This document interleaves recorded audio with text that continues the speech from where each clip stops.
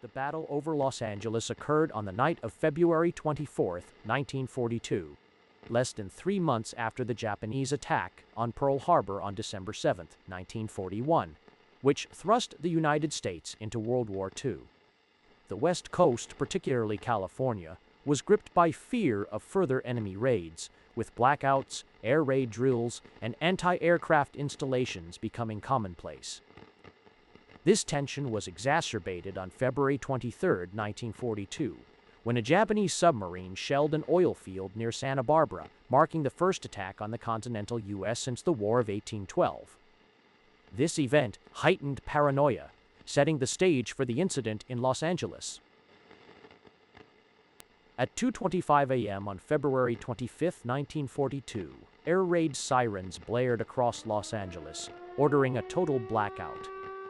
By 3:16 a.m., the 37th Coast Artillery Brigade opened fire, expending over 1,400 anti-aircraft shells, with searchlights converging on an object in the sky. The firing continued sporadically until 4:14 a.m., but no enemy aircraft were shot down or found by daylight. The chaos resulted in 5 civilian deaths, 3 from traffic accidents and 2 from heart attacks due to stress and damage to buildings and vehicles from shell fragments, though no enemy bombs were dropped. Eyewitness accounts, collected from contemporary newspapers and later analyses, varied widely. Lily Haddon, a resident of Culver City, reported to the Los Angeles Times on February 26, 1942.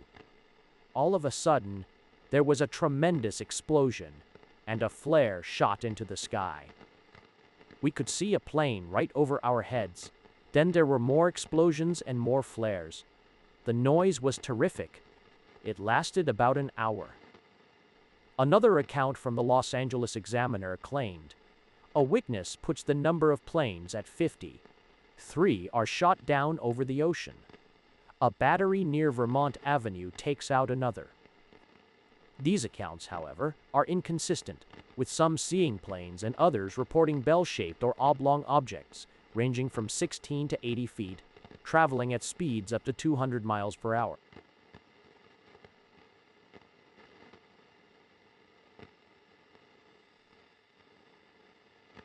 The day after, Secretary of the Navy Frank Knox called the incident a false alarm at a press conference, attempting to calm public fears. Later, in 1983, the U.S. Office of Air Force History concluded that meteorological balloons released to determine wind conditions likely triggered the initial alarm, with their lights and silver color mistaken for enemy aircraft. Secretary of War Henry Stimson initially claimed 15 unidentified aircraft were over Los Angeles, but later retracted this, adding to the confusion. The Japanese government, post-war, declared they had flown no airplanes over Los Angeles during the conflict, further fueling speculation. In the aftermath, 20 Japanese Americans were arrested on suspicion of signaling to the enemy, though no evidence was found, reflecting the wartime paranoia and the broader context of Japanese-American internment.